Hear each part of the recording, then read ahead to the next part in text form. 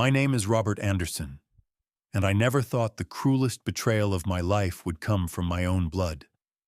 One morning I opened a letter that said I owed $200,000, a loan I had never taken. My son had forged my name, stolen my identity, and handed every dollar to his wife so she could live like royalty while I scraped by on a pension. You might think the worst part was the debt. But no, the worst part was hearing my daughter-in-law sneer that I'd die soon anyway, as if my life had already expired. What happened next would turn their empire of lies into rubble, and it's a story I will never forget. Before we begin, tell me, where are you watching from and how old are you? Please subscribe to Family Betrayal Unmasked for more powerful stories. The bank said I owed $200,000. I never borrowed. I still remember the way that envelope looked against the sunlight pouring through my kitchen window. Plain white official letterhead at the top, but what it carried might as well have been a death sentence. My hands trembled as I slid the papers out. The number hit me first, $200,000. My name stood bold across the page as if I had willingly shackled myself to a mountain of debt. But I hadn't. I hadn't signed a thing, hadn't walked into a bank in months, hadn't borrowed a dime beyond what my pension allowed. I adjusted my reading glasses, leaning closer, hoping somehow the numbers would blur into sense. But the words grew sharper. Loan origination date March 1st. Monthly payment $10,847, due immediately. My pension barely $1,200 a month. The math was cruel, undeniable. No man could stretch pennies into gold. My eyes moved down to the signature line. My signature, except not. The curve of the R, the slant of the A, it was all there. Familiar, practiced, stolen. I knew in that moment whoever had done this had studied me, mimicked me, turned my trust into a weapon. My breath caught a knot pulling in my chest. The phone felt heavier than it ever had when I dialed the customer service number. Each ring echoed in my silent apartment, bouncing off the walls like accusations. First National Bank, this is Jennifer. How may I assist you? I gave her my account details, voice shaking. She pulled the file. Yes, Mr. Anderson, I see the loan. Approved March 1st. The funds were deposited into your checking account the next day. Impossible, I said, the word breaking in my throat. My account hadn't changed in months. There was a pause, a sound of keys tapping. Ah, I see. The funds were transferred within hours to a joint account holder. Name Brian Anderson. Brian, my son. His name slammed against me like a hammer on brittle glass. The same boy I'd raised alone after his mother died, the one I'd carried through college, bailed out of mistakes, supported through every storm. My own son had looked at me not as a father, not as a man who sacrificed for him, but as an opportunity. Jennifer's voice pierced the fog. Sir, do you need to report fraudulent activity? Fraudulent? My throat went dry. Fraudulent meant strangers, criminals in shadows. But this wasn't a stranger. This was my son, blood of my blood. I hung up before I broke down on the phone. The papers shook in my hands. The old clock ticked in the corner, each second mocking me. My son had turned my life into collateral, my trust into his ticket to luxury. That was the moment humiliation sank deep, colder than the Washington winter outside my window. I wasn't just broke, I was betrayed. And betrayal, I realized, has a way of planting seeds. Seeds that, when watered with anger, grow into something far stronger than fear. His handwriting looked like mine because he practiced for years. I set the loan documents flat on my kitchen table and leaned in. 40 years in banking had trained my eyes to notice detail.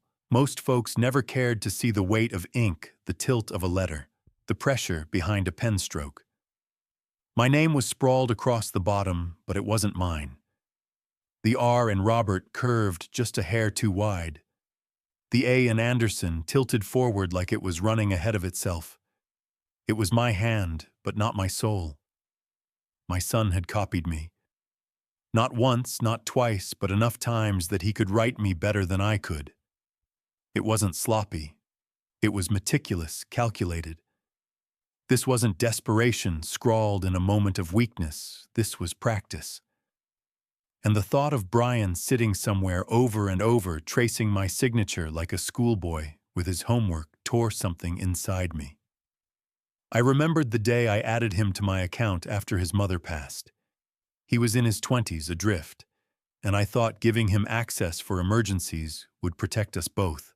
My health was fragile then, or so I feared, and I wanted to make sure he could step in if something happened. I thought it was love. He saw it as opportunity. I poured myself a glass of water, but it tasted like metal. My throat was too tight to swallow. I stared at the paper again, the gall of it, and I thought about every time I'd carried him. The night shifts at the bank so he could go to a better college. The meals I skipped so he wouldn't feel the sting of scarcity. And now all those sacrifices boiled down to this, a forged name and a stolen future. I told myself maybe, just maybe, there had been some mistake. Maybe it wasn't Brian. Maybe the bank got it wrong. But no. Jennifer's voice on the phone was still echoing in my ears. Funds transferred to Brian Anderson. Not speculation. Not rumor. Fact. My son had done this. I walked to the mirror in the hallway, the one that had hung there since my wife was alive. My reflection looked back at me, older, grayer shoulders stooped by years, but my eyes still burned sharp. "You're not beaten," I whispered to myself. "Not yet." I picked up the loan papers once more and pressed them against the table with both hands. The rage simmered beneath the hurt now taking shape. He thought he knew me. He thought the old man wouldn't fight, couldn't fight. But Brian had forgotten who raised him. I wasn't just his father. I was the man who had spent his entire life inside the walls of banks watching liars and cheats try to trick the system. Brian thought he was clever. Emily thought her cruel words would silence me. But I had something neither of them expected: knowledge, and I intended to use it. The forged signature wasn't just a lie. It was the match, and I was ready to strike back. Their marble floors felt colder than any winter. The drive to Brian's house took less than 30 minutes, but every red light felt like an eternity. My old Honda groaned up the hill, its engine a tired echo of my own weary heart. By the time I pulled onto his street, the sun was just tipping over the trees, and there it was, his palace. A manicured lawn, a circular driveway, 2 cars gleaming in the sunlight, a BMW and a Mercedes. Together they were worth more than my apartment and my car combined. I parked on the curb and tightened my grip on the loan papers folded in my jacket pocket. My legs felt heavy as I walked the stone path to the front door. The doorbell chimed with a sound that didn't belong in any home I'd ever lived in, too polished, too rehearsed, like everything else about this place. The door opened. Brian stood there, clean-shaven, wearing a shirt that probably cost more than my monthly groceries. His smile faltered when he saw me.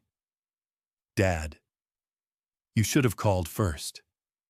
"We need to talk," I said, brushing past him before he could protest. The hardwood floors gleamed like a magazine cover. My shoes felt too plain for this place, like I was trespassing in a life I never wanted. "Is everything okay?" "You seem upset," he tried, but the crack in his voice betrayed him. I pulled the papers from my pocket and held them out. "I got something interesting in the mail today." His eyes darted to the letterhead, then down to the bold numbers. His face drained. "Dad, I don't know what that is." $200,000, I cut him off.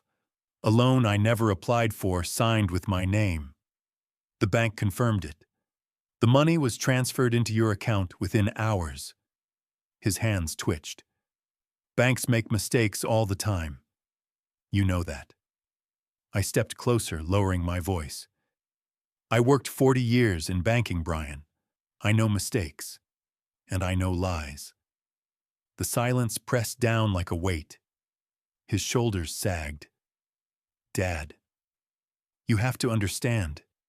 Emily has expectations. She's used to a certain lifestyle.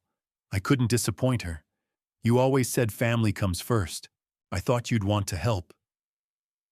Help, my voice cracked on the word. This isn't help. This is theft. You've stolen my name, my security, my dignity. A voice drifted from upstairs, smooth and cutting. What's all the shouting about? Emily descended the staircase as if she were walking a runway.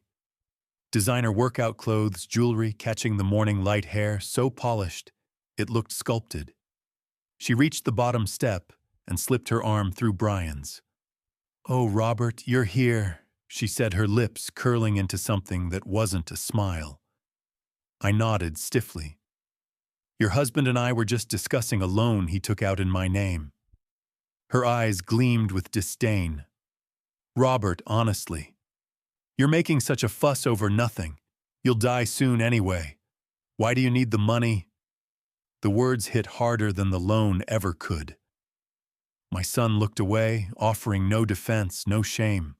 In that instant, the hurt inside me hardened into something else. Something colder, stronger. Math doesn't lie. 10 $8,400 due versus 1,200 pension.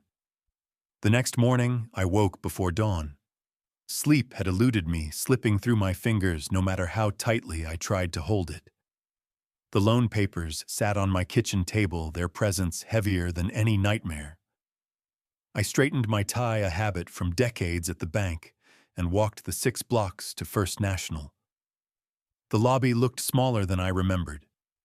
I'd spent most of my adult life in places like this: marble floors, polished counters, the faint smell of ink and paper. But today those walls felt hostile. A young teller recognized me, offering a polite nod. Mr. Anderson, it's good to see you. I managed a smile, though my chest felt hollow. Margaret Wells, the branch manager, greeted me in her office with professional warmth. She'd only been here 2 years, but she knew my reputation. Robert, I'm so sorry we're meeting under these circumstances, she said, motioning for me to sit. I laid the documents on her desk. Tell me exactly what I'm looking at. Speak frankly. I worked this job for 40 years. I know the language. She reviewed the file with practiced efficiency, her eyes scanning line by line. The loan was properly executed with your signature. The funds were deposited and transferred to Brian Anderson, listed as a joint account holder. As co-signer, you're liable for the entire balance. The words fell like bricks. And my liability is full and complete, I muttered, finishing her sentence. She nodded, sympathy etched on her face. What about fraud allegations, the signature verification? I asked. Robert, the application passed all our checks. Digital verification, matching samples, everything. From the system's perspective, it's airtight. Of course it was. Brian had been forging my name on small things for years, little documents, forms, checks. I thought it was harmless once or twice, but he'd been practicing for this. This was his masterpiece. So my options, I asked quietly. Payment or foreclosure, she said, voice low. You could pursue civil action against Brian, but that doesn't relieve your obligation to the bank. Payment or foreclosure. My pension barely covered rent, utilities, and groceries. There was no payment. And the thought of foreclosure, losing the modest apartment that had been my refuge since my wife died, clawed at my chest. I rose slowly. My legs felt heavy, but my mind was clearing. Thank you, Margaret. I appreciate your honesty. Walking home, I took the long route past Riverfront Park. The Spokane River moved steadily eastward, indifferent to human trouble. The numbers raced in my head: $10,847 monthly, due $1,200 monthly income. Brutal, simple, inescapable. Brian thought he had me cornered. Emily thought I was already dead. But I wasn't finished yet. If they wanted to play with numbers, they'd forgotten who taught Brian to add and subtract. They'd forgotten I spent a lifetime reading balance sheets, catching fraud, tightening loopholes. Yes, the math was brutal. But numbers like lies can always be turned against the ones who abuse them. If they made it official, I'd make it undeniable. By the time I stepped back into my apartment, the decision was already forming. The papers still lay across the table like vultures waiting for a carcass. Foreclosure notices payment, demands all written in that clean, detached legal language I used to know so well. They thought those words would bury me. Instead, they lit a fire. I pulled out an old yellow legal pad from the drawer. The cover was worn soft from decades of use, edges curled like tired pages of a Bible.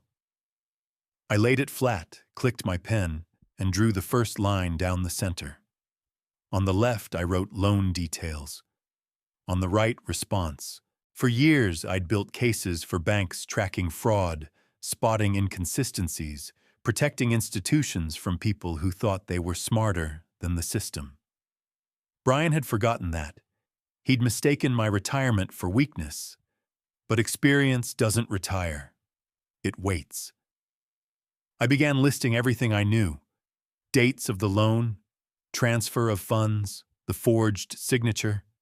The name Marcus Webb that kept nagging at the edge of my memory connected somehow to Emily.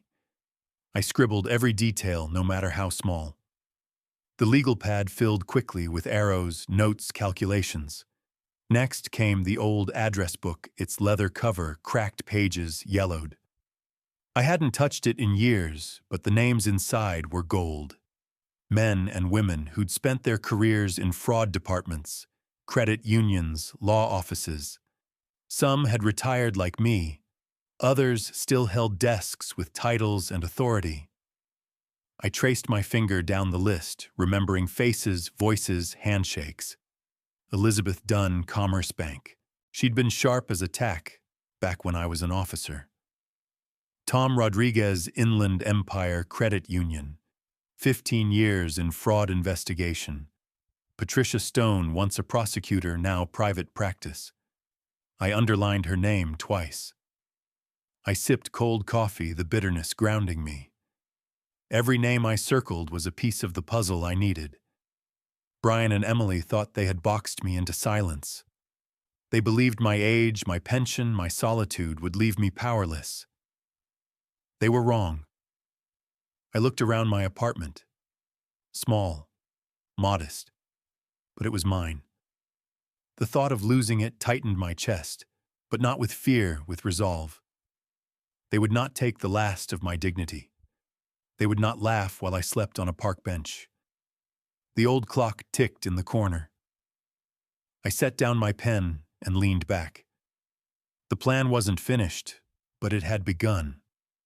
40 years of banking had taught me one thing above all else: paper trails never lie.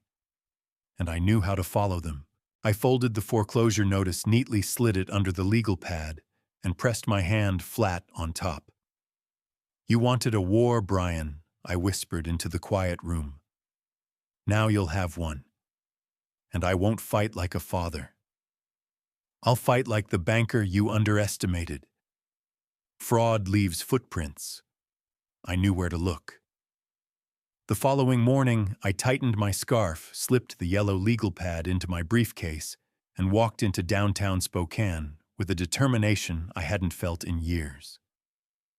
The city buzzed with the usual weekday rhythm, people rushing to offices, coffee cups in hand, but my pace was deliberate. I wasn't another retiree out for a stroll. I was a man on a mission. My first stop was Commerce Bank. Elizabeth Dunn still worked there. We'd spent decades together in meetings, and though the years had silvered her hair, her eyes were still sharp. She greeted me warmly at a small cafe across from the bank. But that warmth turned to concern when I slid a copy of Brian's loan application across the table. Robert, she said softly, studying the signature. This looks like you, but it doesn't. She leaned in closer. I need to tell you something.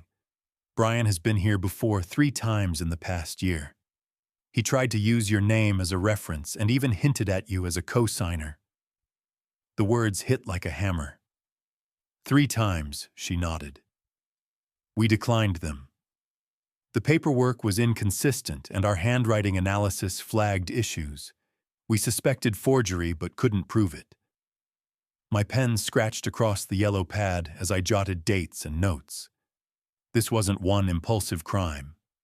This was a pattern, a system. From Commerce Bank, I moved to Inland Empire Credit Union. Tom Rodriguez met me in his office, frowning as he flipped through the documents I'd brought. Robert, what I'm seeing here fits a pattern we've tracked across multiple institutions. He turned his computer screen toward me. Applications, dozens of them filed under my name, some denied, some funded. Your son Tom said carefully, has been running a scheme for 18 months. Small loans, first 5,000, 10,000 at a time, then larger amounts. He's escalated, Robert. And the $200,000, that's the crown jewel. He finally got one through. My chest tightened. What's the total exposure? Tom punched numbers into a calculator. About $300,000 across 4 banks. Some loans funded, some denied, but the intent is clear. This is systematic fraud. I sat back, letting the weight of it settle. 300,000. Not just my ruin, he was dragging other institutions, neighbors, maybe strangers into the pit with him.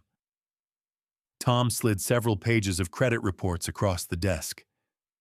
If you take this to a prosecutor, you've got a case.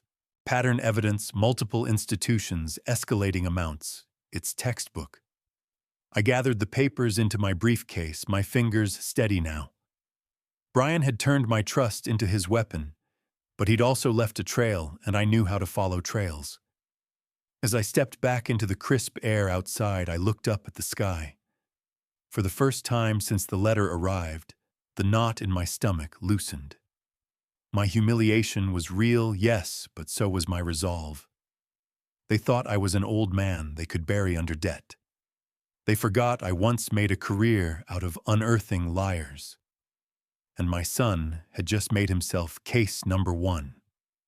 When love is bought, it asks for receipts.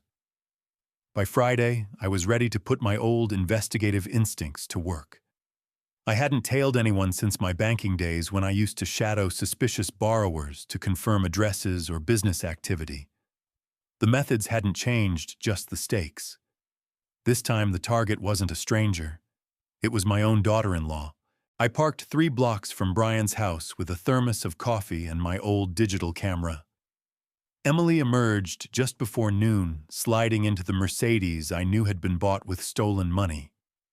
She wore sunglasses that probably cost more than my car's monthly insurance, her hair perfectly styled for a simple afternoon outing. I followed at a careful distance as she drove toward the upscale shopping district near Riverfront Park. Her first stop was Nordstrom. From the food court across the way, I zoomed my lens and watched as the sales associate rolled out trays of men's watches, luxury brands, price tags I could barely fathom on my pension. Emily smiled, her fingers brushing over a Tag Heuer worth more than 2 months of my rent. When she pulled out her card and signed the receipt, I snapped the first photo. She left with the watch in a crisp bag, striding like she'd earned it. But the purchase wasn't for Brian. My son had worn the same digital Casio for years, the kind you buy at a drugstore. No, this gift was meant for someone else. At 2:30, Emily arrived at Giuseppe's, an Italian restaurant downtown, where I'd taken my wife on anniversaries long past. I positioned myself across the street, camera ready. A man was already waiting at a corner table. Mid-30s tailored suit, handsome in that polished, generic way. When Emily entered, he stood, kissed her cheek, and pulled out the chair beside him. My finger pressed the shutter. They talked, laughed, leaned close. When the watch appeared, Emily made a grand show of fastening it around his wrist. He kissed her hand as if she'd just knighted him. My camera clicked steadily, every angle, every detail. Each shot was a nail in the coffin of their lies. From there, they strolled to the Davenport Hotel bar.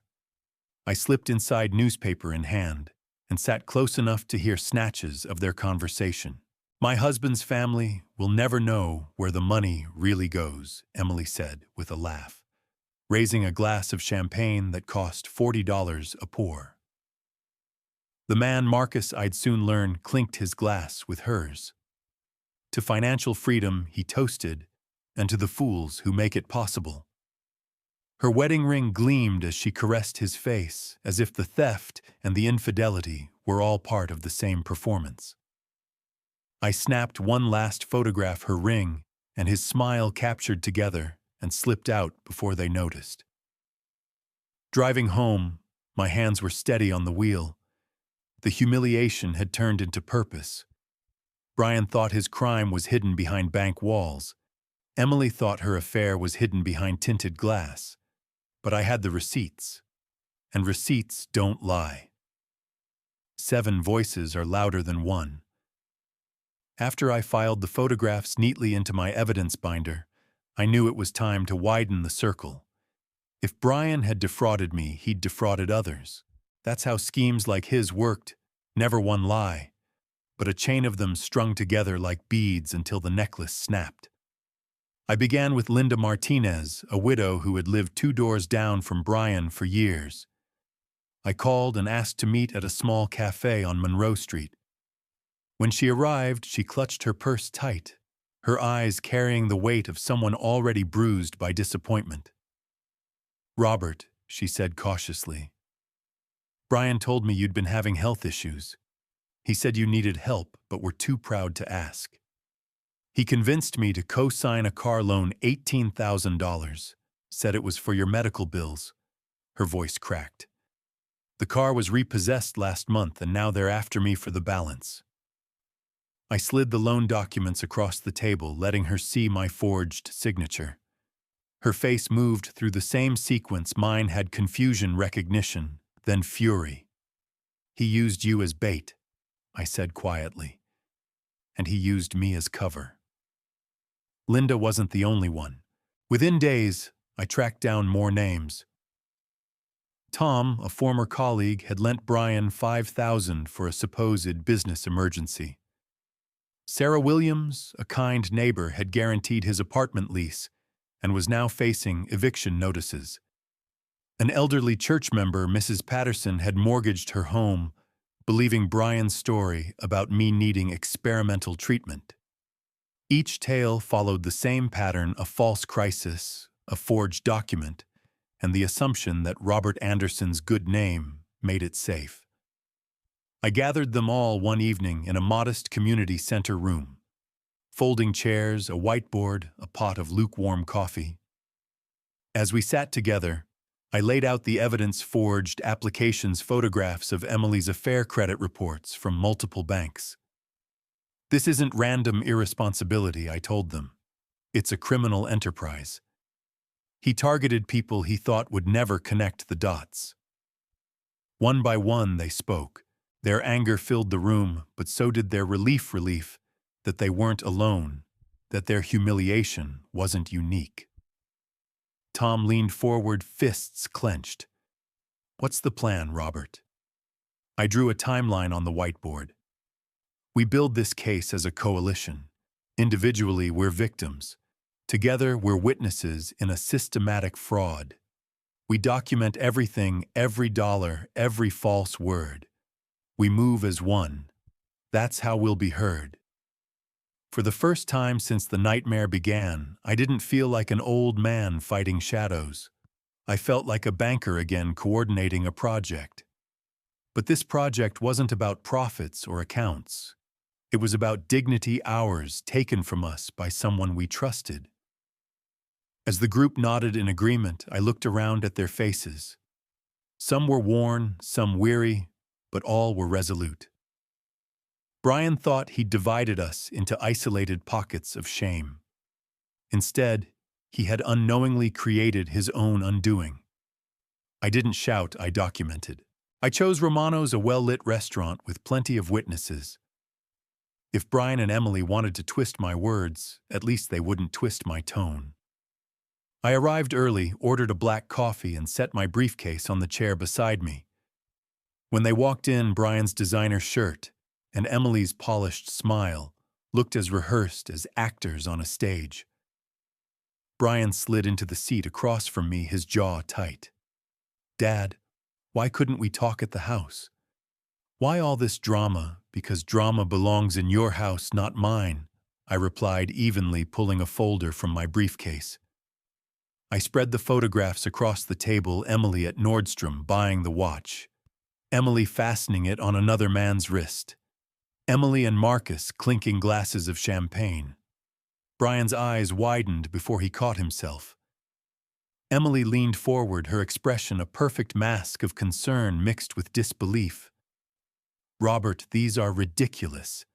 Anyone can Photoshop pictures these days. You of all people should know better than to believe this nonsense." My voice stayed calm. "I took them myself, Emily. Friday, Giuseppe's, the Davenport Hotel bar." She tilted her head, feigning sympathy. "Robert, you've been under a lot of stress. Sometimes stress makes us imagine things. You're retired alone. It happens." Brian cleared his throat, reaching for his glass of water. His hand trembled. "Dad, if you really think this is true, we should get you some help. Therapy, maybe. We're worried about you." Gaslighting. Pure and simple. They weren't denying the facts, they were denying my sanity. I leaned back, letting the silence hang for a moment. Around us, forks clinked, conversations hummed, the world kept spinning. But at our table, the truth was being smothered under a velvet glove of lies. "You're saying," I asked slowly, "that the man in these photos doesn't exist? That the $147 watch I watched you buy, Emily, was for your husband, who still wears a plastic Casio?" Brian shifted in his chair, but Emily never flinched. "What I'm saying," she said smoothly, "is that you've created a narrative that isn't there. Because it's easier than facing your own financial mistakes." Her cruelty was sharper than any knife. She wasn't just denying her affair, she was rewriting reality, painting me as a senile old man, desperate for excuses. I gathered the photos, slid them back into the folder, and closed the briefcase with a click. My hands were steady. "I don't need you to believe me," I said quietly.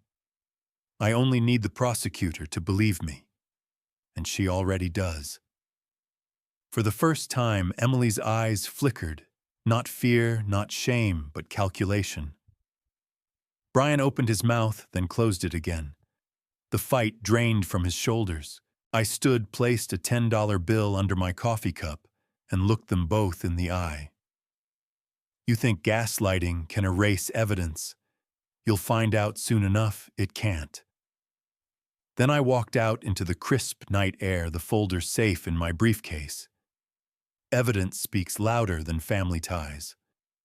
The morning after Romano's, I sat at my kitchen table staring at the folder of photographs, credit reports, and loan applications spread out like a battlefield map.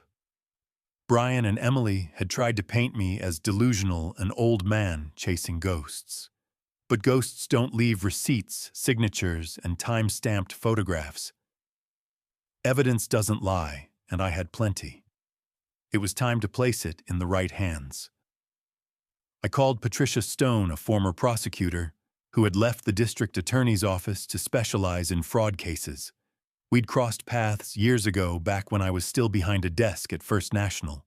She remembered me, and after I hinted at the scale of the evidence, she agreed to meet immediately. Her office was simple but professional: bookshelves lined with case files, certificates framed on the wall, a long table polished smooth by years of tense conversations. Patricia extended her hand. "Robert, I heard bits and pieces about what happened. I'm sorry your family is involved. I slid the binders across the table. I don't want sympathy. I want justice. She opened the first folder and examined the forged loan documents. Signature verification would pass at the bank's level, yes, but as part of a pattern, that's different. Next came the photographs: Emily at Nordstrom, Emily with Marcus at Giuseppe's, Emily raising a champagne glass. Patricia's expression hardened. This isn't just fraud. This is financial exploitation of an elderly parent. Courts take this seriously, Robert. I tapped the yellow legal pad where I'd organized everything by timeline. He's not just guilty of one bad decision. He's built a system of lies, 300,000, in applications across 4 institutions. He targeted neighbors, church members, friends. He made my name the weapon. Patricia leaned back, calculating. With this level of documentation, we can file both criminal and civil cases. Fraud, identity theft, elder abuse. On the civil side, we can pursue restitution and asset forfeiture. Their house car's jewelry, if bought with stolen money, it's fair game. Her words steadied me more than any comfort could. This wasn't just about punishing Brian and Emily. It was about reclaiming what they had stolen from me and from the others. What happens first? I asked. We start with criminal charges, she said firmly. That creates leverage. Then we file civil suits to recover damages. You've built a case most prosecutors only dream about. You may be retired, Robert, but this, she tapped the binder, is the work of a professional. For the first time since the letter arrived in my mailbox, I felt something close to peace. My humiliation was no longer just mine. It was evidence sharpened into a weapon that no amount of gaslighting could dull. As I left Patricia's office, the Spokane air felt different on my skin, crisp, alive. My son thought he could reduce me to silence. Emily thought her sneers could make me disappear. But with every step, I knew the truth: they had underestimated the wrong man. Threats are last weapons of guilty men. The phone rang late on a Wednesday afternoon, its shrill tone cutting through the quiet of my apartment. I almost didn't answer, but some instinct told me it was him. Sure enough, when I pressed the receiver to my ear, Brian's voice exploded down the line. Dad, we need to talk right now. His words were tight, strangled, the tone of a man trying to sound in control, but already slipping. I let the silence stretch before I answered. What is it, Brian? I know what you're doing, he snapped. Calling people, filling their heads with lies, turning them against me. It stops today. I sat back in my chair, listening to the desperation hidden beneath his anger. When men are cornered, they lash out. I'd seen it countless times in banking fraud cases: bluster first, collapse later. Brian, I said evenly, I haven't told anyone anything they didn't already figure out. Your victims are simply comparing notes. That's not true, he shouted. You're making me look like a criminal. I couldn't help the bitter laugh that escaped me. Son, I don't need to make you look like a criminal. You've done that on your own. The silence on his end was telling. I could picture him pacing across those expensive hardwood floors, fists clenched, sweat on his brow. Finally, he tried a different tactic. His voice dropped to a lower, more deliberate register. Dad, you don't know who you're messing with. You think you can ruin my life, but I have friends. People who will back me up. You're old, alone, no one will believe you. There it was, the threat. Not subtle, not clever. Just a scared man clutching at intimidation. I let a slow breath out. Brian, do you remember what I taught you about paper trails? How every transaction, every lie leaves a footprint. He didn't answer. Well, I continued. I've followed yours. 4 banks, multiple loans, forged signatures, co-applicants. The evidence doesn't care about your friends. And neither will the prosecutor. "Stop this," he hissed, "or you'll regret it." But the words rang hollow. His voice cracked halfway through, desperation seeping through the cracks. He was flailing, drowning, and he knew it. "Brian," I said quietly, "the only one with regrets here is you, and soon you'll have plenty more." I hung up before he could respond. My hand didn't shake, not this time. Instead, I reached for my yellow legal pad and jotted down every detail of the call. Date, time, wording, tone. Threats are dangerous, but documented threats become evidence. I leaned back and let the silence of the apartment wrap around me again. Brian thought his rage could frighten me into retreat. He forgot I had stared down corporate fraudsters with millions at stake. I wasn't about to fold against my own son.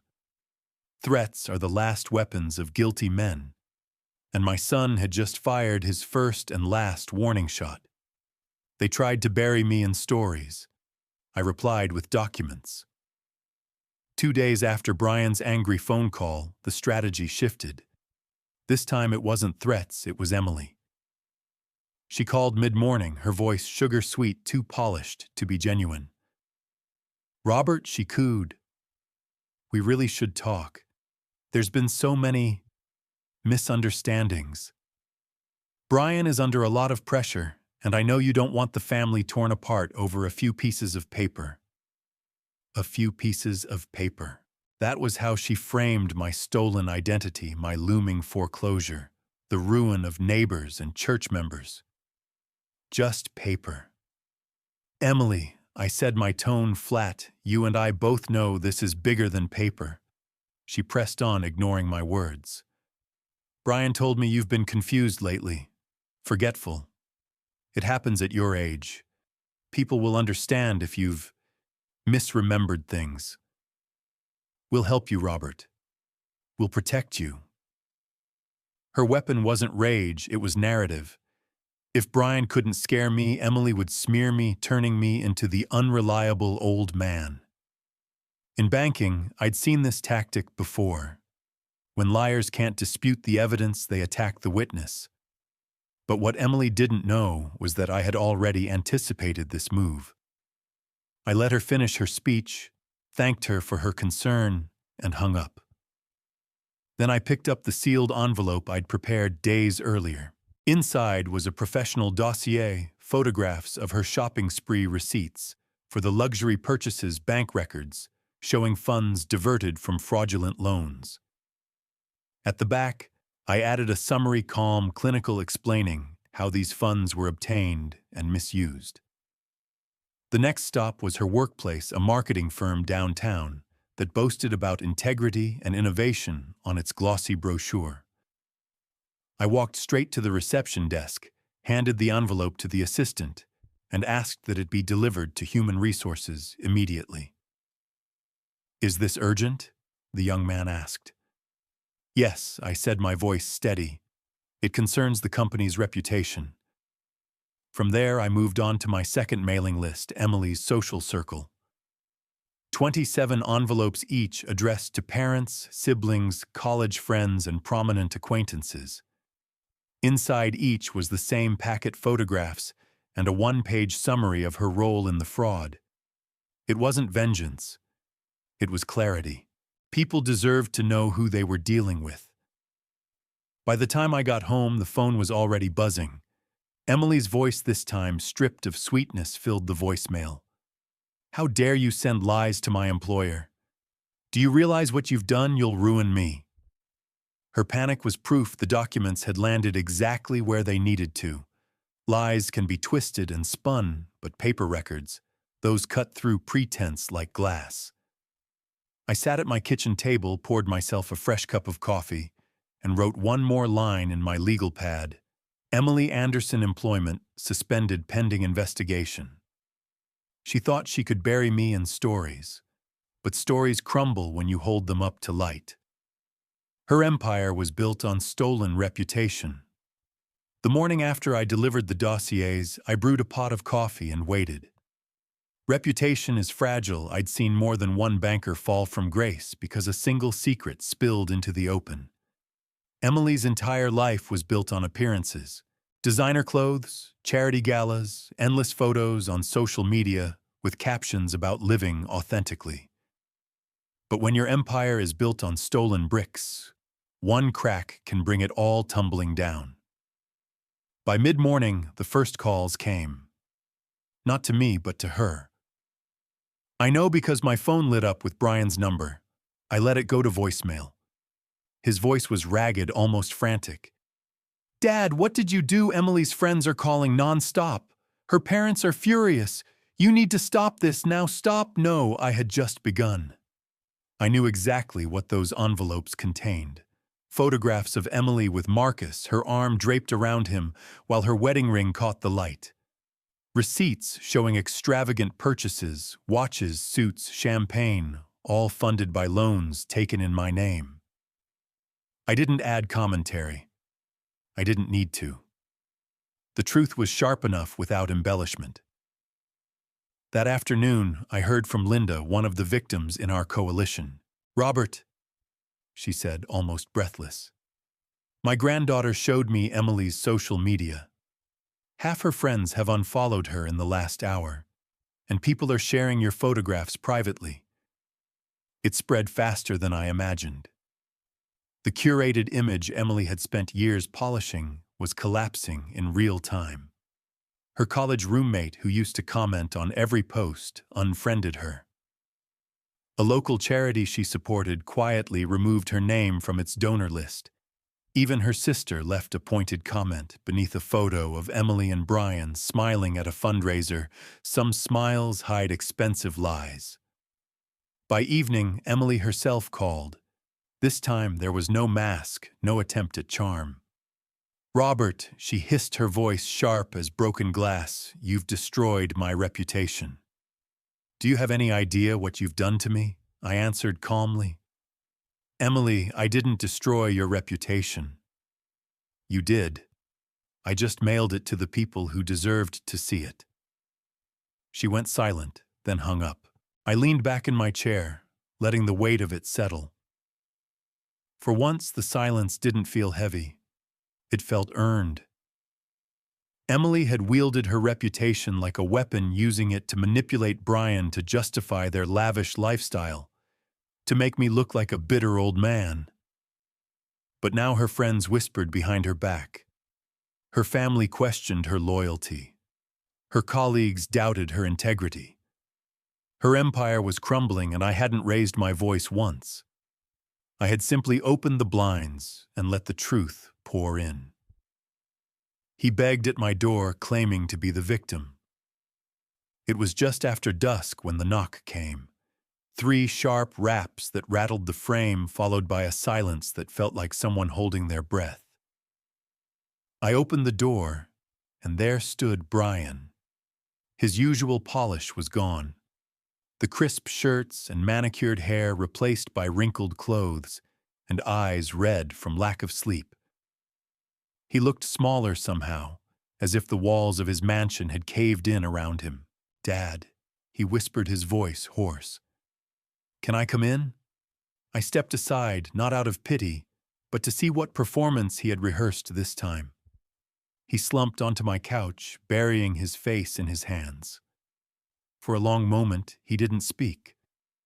When he finally lifted his head, the words tumbled out. "She used me," he said. "Emily. She planned this whole thing, the loans, the money, even the marriage. I was just a pawn." His voice cracked. "I thought she loved me, but she only wanted your name, your accounts. Marcus was there from the beginning." I folded my arms and let him speak. The irony wasn't lost on me. The same man who had shouted down the phone, threatening me into silence, was now trying to recast himself as the victim. "Brian," I said evenly, "Emily may have spun the web, but you walked into it willingly. You forged my signature with your own hand. You looked me in the eye and lied. Don't tell me you were just a pawn." He leaned forward, desperation in his eyes. "I did it because I thought it was helping the family." She convinced me you were sick, that you needed money, but were too proud to ask. I believed her. I wanted to protect you. I slammed my palm against the table, startling him. Protect me! You nearly put me on the street. You watched as my name became a tool for fraud, and you said nothing. That's not protection, Brian. That's betrayal. His lips trembled. I'll testify against her. I'll tell the prosecutor everything. Dad, please help me fix this. I don't want to lose everything. I shook my head slowly. You already lost everything the moment you chose lies over truth. The prosecutor doesn't need your confession. She already has the evidence. And I don't need your testimony. I need you to face the consequences of your choices. For a moment, the mask slipped entirely. He wasn't the arrogant son, the polished husband, or the desperate victim. He was just a broken man staring at the wreckage of his own making. Please, he whispered one last time. I opened the door and looked at him steadily. This conversation is over. The law will handle what I can't. He stood slowly, his face pale under the porch light. As he walked away, his shoulders slumped. I felt no triumph, only clarity. My son hadn't just stolen my name. He had abandoned his own. Courts don't care about bedtime excuses. The following week, I sat in a conference room at the prosecutor's office with our coalition of victims gathered around a long oak table. The walls were lined with case files, the air carrying the faint smell of coffee and paper. Patricia Stone stood at the head, her posture crisp, her voice steady as she laid out the next steps. Mr. Anderson, she said, nodding toward me, your documentation has given us everything we need. The district attorney is moving forward with multiple charges: fraud, identity theft, financial exploitation of the elderly, and conspiracy. Each carries weight on its own. Together, they paint a picture the court won't ignore. Linda Martinez clutched her purse in both hands, her eyes bright with something that looked like hope. So it's really happening. They'll finally have to answer for what they did. Patricia's expression softened, but her voice carried authority. Yes. And not just criminal charges. We're filing civil suits as well. Asset forfeiture, wage, garnishment, restitution. The house, the cars, the jewelry. Everything purchased with stolen money will be liquidated to repay victims. I glanced around the room at the faces of people Brian had deceived. Tom, the colleague he'd tricked out of $5,000. Sarah, who had nearly lost her home guaranteeing his lease. Mrs. Patterson, who mortgaged her future because Brian had invoked my name. Each of them carried scars of betrayal. But now for the first time, those scars were turning into strength, Robert Tom said, leaning forward. Without you, we'd still be alone, ashamed, blaming ourselves. You brought us together. I nodded, though the weight of it pressed heavy on my chest. I only did what I was trained to do, follow the paper trail. The truth was always there. We just had to connect the dots. Patricia distributed folders, each one containing copies of the filings. Arraignment is scheduled for next Thursday. Brian will be served within the next 48 hours. Emily too, though her charges may differ depending on what we can prove about her involvement with Marcus. The words landed with a thud of finality. My son wasn't just facing his father's disappointment anymore. He was facing the law. That evening as I walked home, the Spokane air carried a bite of early spring. I thought about Brian sitting in his mansion, maybe still telling himself bedtime stories about being the victim, about Emily being the mastermind. But bedtime excuses don't matter in court. Paper trails do, witnesses do. And I had both. At my apartment, I opened my yellow legal pad and drew a final line under the notes for Chapter 3 of this ordeal: case prepared. Charges filed. Coalition strong. The next battle wouldn't be fought in kitchens or restaurants. It would be fought in the courtroom under oath where lies carry penalties and truth has the final say. Courtrooms don't play family favorites. On the morning of the arraignment, I put on the same navy suit I'd worn the day I retired from the bank. It no longer fit perfectly, my shoulders had narrowed with age, but it carried a weight of history, a reminder of who I once was. I polished my shoes, packed my briefcase with the evidence binders, and stepped into the chill of Spokane's early spring air. The courthouse loomed ahead, its stone facade steady and unyielding. Inside, the marble floors echoed with footsteps and murmured conversations. As I walked into the courtroom, I noticed our coalition already gathered in the gallery, Linda, Tom, Sarah, and Mrs. Patterson. They nodded as I passed their faces, carrying the same mix of nerves and determination that I felt in my chest. At the defense table sat my son. Brian looked older than the last time I'd seen him, his face pale, his hair less polished. The designer suit he wore couldn't hide the slump of his shoulders or the restless tapping of his foot. Beside him, a weary public defender shuffled papers with the air of a man assigned an unwinnable case. When Judge Harrison entered, the room fell silent. He was a stern man with a presence that demanded respect. "This court is now in session," he intoned. The charges were read aloud: identity theft, bank fraud, financial exploitation of the elderly, conspiracy to defraud multiple institutions. Each word landed like a hammer against stone. I glanced at Brian. He didn't flinch at the words fraud or identity theft. But when the clerk read elder abuse, his jaw tightened and he shifted uncomfortably. Perhaps that was the one label he couldn't excuse away. "How do you plead?" the judge asked. Brian's voice cracked.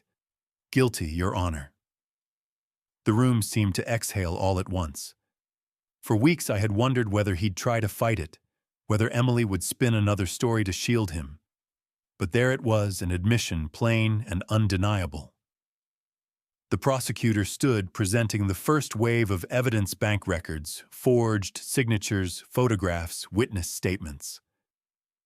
As each document was submitted, I felt a strange, dual-pull pride in the precision of our case and sorrow that the defendant was my son. When the judge adjourned for the day, scheduling sentencing for the following month, I rose slowly. Brian didn't look at me as he was led away. He kept his eyes on the floor, shoulders hunched, as though the marble tiles might somehow carry him out of the mess he had created. I tightened my grip on my briefcase. The courthouse didn't care about father or son, about family dinners or broken promises. It cared about truth, about law, about justice. And in that room, truth was on my side. As I stepped out into the daylight, I felt the chill wind cut across my face, but it didn't shake me. For the first time in months, I wasn't carrying humiliation. I was carrying justice. Consequences compound like interest. The sentencing hearing came 3 weeks later, but for me it felt like a lifetime. I sat in the front row of the courtroom, the coalition of victims gathered beside me, each of us clutching the hope that the law would balance the ledger. The judge's gavel struck, and the room settled into a heavy silence. Brian stood at the defendant's table, his suit less crisp this time, his face drawn and pale. Emily wasn't there. She had vanished from his side weeks earlier, her absence as sharp as the jewelry she once flaunted. Without her, Brian looked smaller, as though stripped of his armor. The prosecutor rose, laying out the facts with cold precision. "Your Honor, the defendant used forged signatures to secure fraudulent loans totaling more than $300,000. He targeted vulnerable individuals, including elderly neighbors and family members. This was not a one-time lapse in judgment, but a calculated scheme over 18 months. Each word was like a stone added to a scale already tipping against him." The defense attorney tried weakly to soften the blow. My client was manipulated by others, his wife, financial pressures, unrealistic expectations. He acknowledges his wrongdoing, but asks for leniency. I studied Brian's face as those words were spoken. He didn't look defiant anymore. He looked hollow, like a man watching the walls close in. Judge Harrison adjusted his glasses and spoke with deliberate clarity. "Mr. Anderson, the evidence is overwhelming. You admit your guilt. This court cannot overlook the deliberate exploitation of trust, particularly against your own father." He paused, letting the words hang like a verdict before the verdict. "Therefore, this court sentences you to 3 years probation, 500 hours of community service, and full restitution to all victims. Furthermore, you will surrender all assets for liquidation, and your wages will be garnished until complete repayment is achieved." The words landed heavier than any prison term could. Asset forfeiture. The mansion, the luxury cars, the jewelry Emily once paraded, all of it would be stripped away, sold, and redistributed to those he had wronged. Brian's lifestyle had been built on lies, and now the lies were collapsing into rubble. A murmur rippled through the courtroom as the judge finished. Brian swayed slightly, his hands clutching the table for balance. He opened his mouth as if to speak, then shut it again, the fight gone from him. When the gavel struck for the last time, I felt a wave wash over me, not triumph, but resolution. The law had spoken, and for once it had spoken on behalf of the betrayed. Outside the courthouse, reporters gathered, their cameras flashing. I declined most questions, but when one asked what I thought of the sentence, I said simply, "Consequences compound like interest." My son learned that too late. As I walked away, briefcase in hand, the chill of spring felt less biting. Justice was no longer a hope. It was a fact written into the record, impossible to erase. The camera lights felt warmer than their chandelier. The courthouse steps were crowded with reporters, microphones bobbing in the air like fishing lines waiting for a bite. I'd been in the public eye before bank presentations, community fundraisers, but this was different. This was no tidy speech about interest rates or new branches. This was my family's betrayal. My humiliation turned into headlines. Patricia Stone, ever the professional, handled most of the technical questions.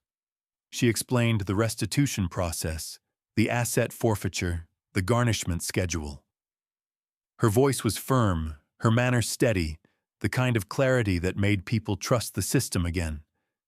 But the cameras turned to me, and I knew there was no dodging it. A young reporter with a notepad asked Mr. Anderson, "What message do you hope this case sends to others?" I held the briefcase against my side, the same one that had carried every damning piece of evidence, and answered slowly, "That justice is possible. Even when betrayal comes from the people closest to you, the system still has teeth if you use it. We didn't win this by shouting or by seeking revenge in the dark. We won it by documenting, by standing together, by believing the truth would hold." The crowd hushed, scribbling, recording. Another reporter asked, "How does it feel to see your own son sentenced in court?" That question cut deeper, but I didn't flinch. It feels like watching a house you built burn down because someone lit a match inside. Painful, yes, but sometimes letting it burn is the only way to stop the fire from spreading. Behind me, Linda Martinez nodded, her purse clutched close. Tom clapped a hand on my shoulder. The coalition stood as one, not victims anymore, but witnesses who had reclaimed their voices. The flashbulbs popped again. I could almost feel the warmth of those lights on my face. Warmer, strangely, than the chandelier light in Brian's house the day Emily told me I would die soon anyway. Back then, I stood alone, humiliated. Now I stood in front of cameras, no longer a man cornered, but a man who had fought back and won. One last question came. What advice would you give to others who suspect they've been defrauded by family?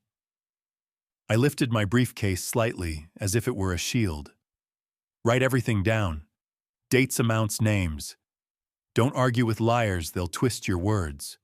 Argue with documents, because documents don't lie. And never ever carry shame that doesn't belong to you. The shame belongs to the thief, not the victim. The microphones lowered, the questions ended, but I could tell the story would travel farther than any of us expected. Not just my story, but the story of a group of people who refused to be silenced. As the crowd dispersed, I took one last look at the courthouse behind me.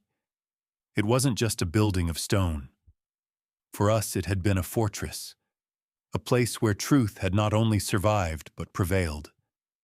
She fled, but her name stayed behind. Not long after Brian's sentencing, whispers began circulating through Spokane's business and social circles. Emily Anderson had been suspended indefinitely from her marketing firm. A formal ethics investigation was underway, and though no official word had been given, insiders knew the truth: she would never work in that industry again. Her parents, once proud of the image she projected, distanced themselves in quiet embarrassment. Friends who used to crowd her social media with heart emojis and congratulatory comments stopped replying altogether. At charity galas, her name was missing from donor lists. Reputation, once her most valuable currency, had turned toxic overnight. But Emily wasn't done fighting, not yet. She tried to rally sympathy, claiming she was the real victim of a vindictive father-in-law and a broken marriage. She called old friends, begged them to believe her side of the story. But Spokane is a small city, and the truth travels faster than denial. The photographs spoke louder than her protests. The bank records were undeniable, and every person she reached out to already had the packet of evidence I had mailed weeks before. Her last lifeline was Marcus. I heard about it through a colleague at the credit union who had seen them together downtown. Emily clung to him like a drowning woman clings to driftwood, parading him at expensive restaurants and whispering promises of a future. She thought he was her exit strategy, the man who could keep her afloat. But men like Marcus don't rescue, they consume. Once the money dried up, so did his devotion. When asset forfeiture froze the accounts, Marcus stopped showing up. One evening, a neighbor of Brian's told me she saw Emily loading suitcases into a taxi, her face drawn, her hair unkempt. Marcus was nowhere to be seen. She left Spokane that night, no farewell, no destination shared. Still, she hadn't truly escaped. Her name lingered here, carved into court records and whispered in hallways. Employers, colleagues, acquaintances, they all knew the story now. Emily Anderson wasn't a victim. She was an accomplice, a manipulator, a woman who mocked an old man's life as disposable while using stolen money to fund an affair. I didn't gloat when I heard of her downfall.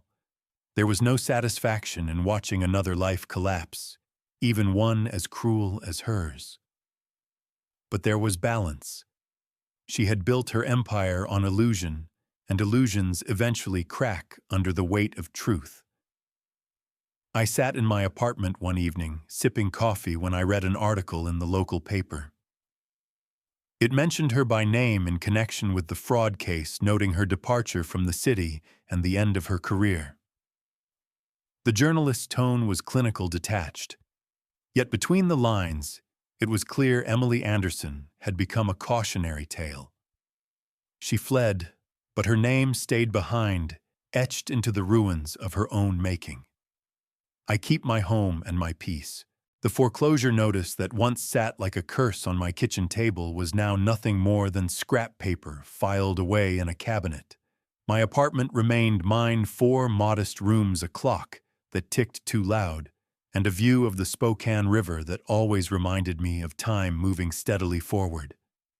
It wasn't grand, but it was secure. And after everything, security was more valuable than marble floors or imported chandeliers. I spent mornings with coffee and the yellow legal pad that had carried me through this battle. Its pages were full now, Notes, dates, arrows, connections, a record of how humiliation had been transformed into justice. Sometimes I flipped back through it, not to dwell, but to remind myself that even betrayal can be documented, organized, and ultimately conquered.